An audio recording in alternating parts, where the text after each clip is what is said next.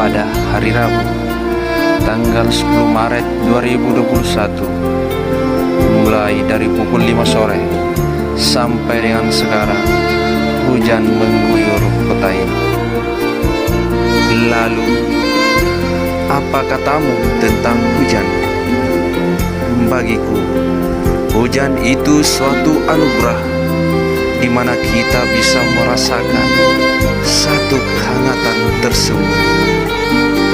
Hujan itu suatu rasa syukur atas segala deraan air yang menyeka panas, merupakan nikmat tak berujung dari Sang Pencipta. Hujan itu sebuah penjaga rahasia di mana kita bisa menangis di balik hujan, berteriak di balik hujan, semua gemuruh hujan terka.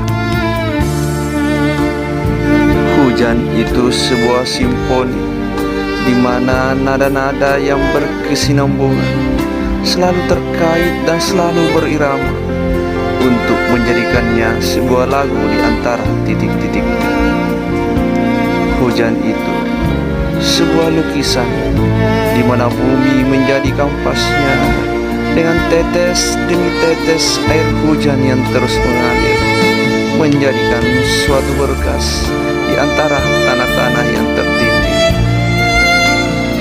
Hujan itu sebuah kenangan di mana tiap air demi air yang mengalir selalu menimbulkan bekas, dan terkadang bekas itu menjadi sebuah kubangan atau hilang begitu saja.